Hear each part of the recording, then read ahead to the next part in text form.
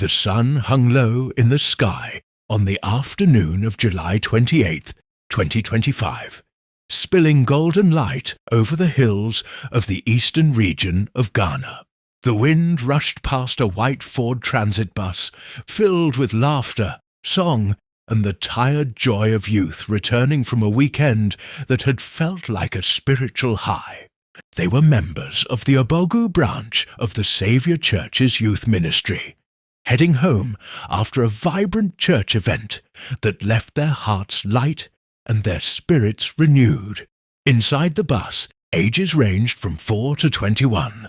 Brothers, sisters, cousins, classmates. They clapped to rhythms only they knew, their voices rising in gospel melodies as they replayed the games, worship, and shared devotionals of the last few days. Among them was Afia, 16, a choir soloist with a voice like morning rain. She sat by the window, braiding the hair of little Mabel, just 7 years old, who giggled every time the bus hit a bump.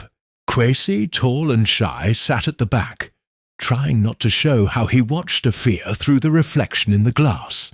Near the front, Kwaku, the pastor's teenage son, was recounting a dramatic moment from the youth Bible quiz, arms flying, voice full of energy. They were almost halfway to Obogu when the laughter was interrupted. As the bus approached a bend along the Juaso and Kaukau stretch of the Accra Kumasi highway, the driver saw a fuel tanker ahead, attempting to overtake another vehicle. Witnesses would later say the tanker's front tire burst suddenly, a loud crack in the distance, sending the heavy vehicle swerving uncontrollably into the opposite lane.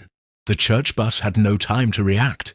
A violent collision erupted, metal crumpling against metal, glass exploding into tiny, screaming diamonds. The force of the impact was so severe it threw bodies forward, smashing seats and windows, grinding lives to silence.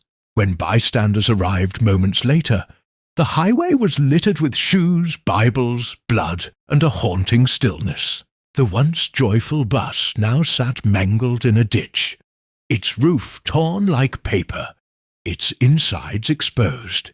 Inside were 15 young lives, no longer singing, no longer laughing. Among the dead were Afia, still clutching a braid of Mabel's unfinished hair. Kwaku, whose father would later kneel beside his broken body, unable to speak.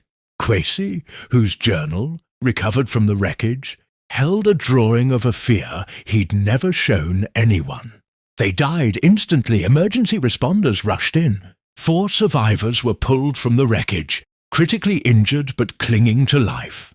They were rushed to the Juaso government hospital, where doctors and nurses fought hard to stabilize them.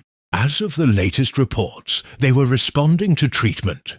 News of the accident swept through Obogu like a wildfire. Phones rang, mothers collapsed, fathers dropped to their knees. Some families lost 2 or more children at once. The head pastor of the church, who had sent his son on that trip with prayers and a packed lunch, stood before the media with tears streaming down his face. "We are broken," he said. "We are a church in mourning."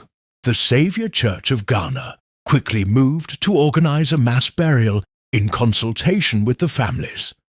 A single sorrowful day to lay to rest the youth who had grown up in their pews, sung in their choirs, played drums at their crusades, and walked in faith together. Photos began to surface online, smiling faces from just days before, dancing in praise, arms linked, beaming under the African sun.